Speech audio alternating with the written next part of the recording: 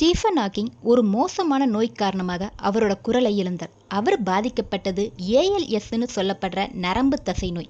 இதில் அவரோட மூளையில் இருக்கக்கூடிய நியூரான்ஸ் செயலிழக்க ஆரம்பிக்கும்.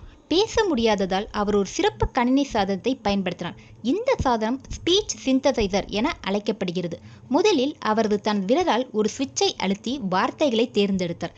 இப்படி சொற்கள் தேர்ந்தெடுக்கப்பட்டதும் கணினி அந்த வார்த்தைகளை குரலாக மாற்றியது. பிறகு அவர் கையை கூட இயக்க முடியாமல் போனது. அதனால் அவரோட கண்ணாடி அடியில் இன்ஃப்ராரெட் ஸ்விட்ச் பொருத்தினாங்க. அந்த இன்ஃப்ராரெட் ஸ்விட்ச் அவரது கன்னத்தில் ஏற்படுற அசைவுக்கு ஏற்ப ரியாக்ட் பண்ணும். ஸ்க்ரீனில் ஏபிசி லெட்டர் இருக்கும். அதுக்கு ஏற்ற மாதிரி அவர் கன்னத்தில் அசைவு கொடுப்பார். நாம் இன்னைக்கு ஆட்டோ டிக்ஷனரி பயன்படுத்துகிறோம் இல்லையா, அதே மாதிரியே அவர்கிட்டையும் ஆட்டோ டிக்ஷனரி இருந்துச்சு.